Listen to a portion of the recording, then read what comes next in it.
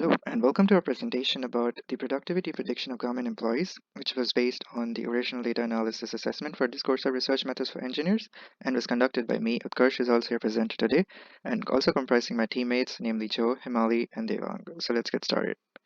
This dataset that we received from the UCI machine learning repository basically incorporated significant features of the government industry's manufacturing process, and most importantly, including the productivity of the employees.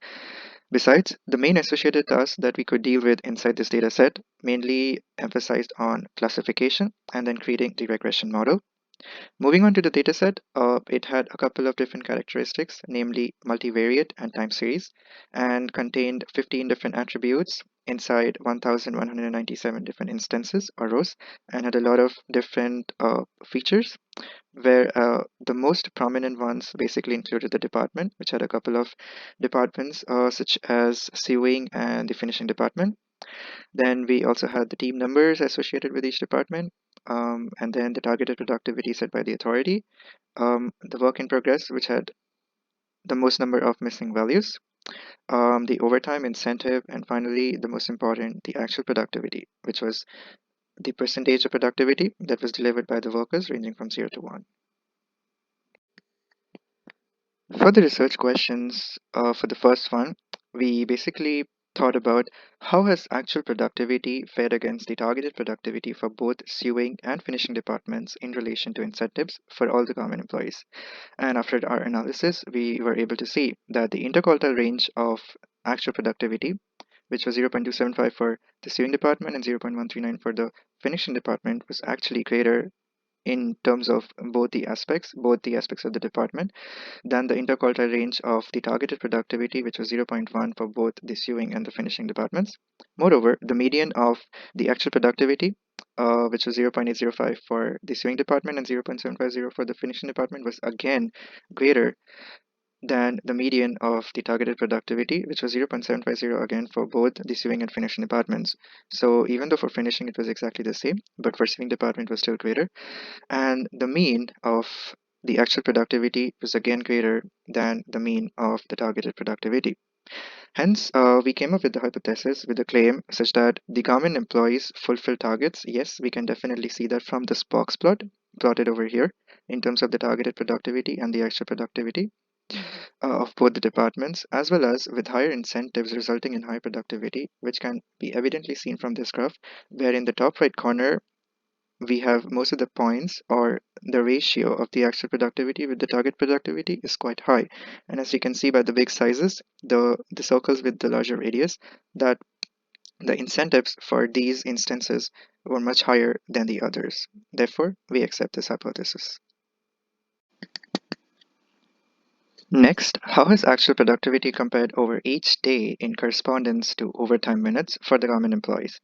So firstly, we were able to see that Friday was not present as a unique value. Hence, we could imply that Friday was a holiday for the government employees. Next, Thursday turned out to be the least productive day with an average mean of 0.72 of actual productivity, as we can see from the bar here, while Saturday had the highest productivity with a mean of 0.75 of actual productivity, which is the first one standing out here.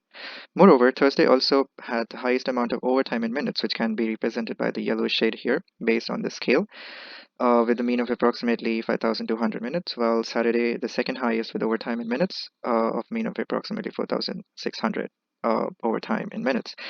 And this really proves that the government employees felt tired and comparatively less productive on Thursday just before the holiday due to the constant working and high overtime duration, according to our analysis.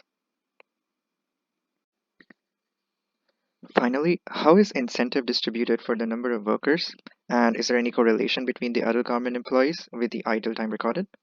So, first of all, the number of government employees were the least in March who were working in the factory, while the incentive given in the month of March was actually the highest, which again implied that the most number of employees who were working in the month of March were actually working overtime.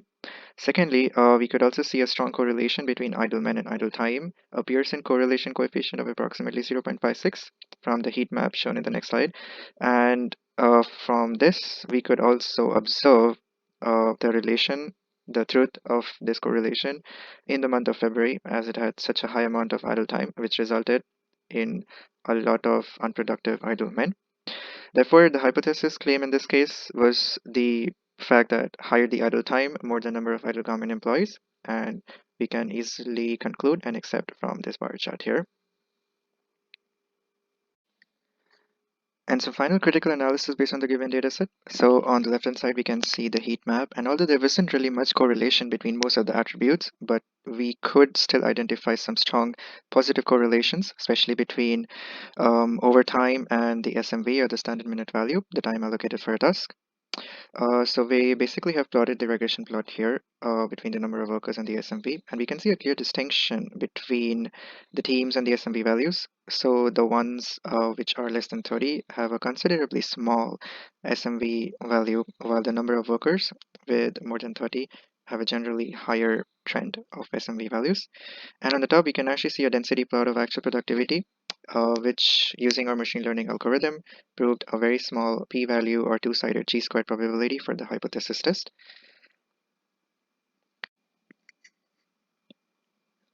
So before we end the presentation, a quick look through the descriptive Gantt chart that was used and implemented in this entire project and had a lot of different activities ranging from cleaning the data, understanding and brainstorming the analysis questions, to doing the data analysis on the Jupyter notebook, and finally wrapping up with the report writing part and the presentation preparation. In conclusion, this dataset was actually used for regression purposes by trying to predict the productivity range between 0 to 1, and for classification purposes by transforming the productivity range into different classes and then extracting the useful insights and inferences.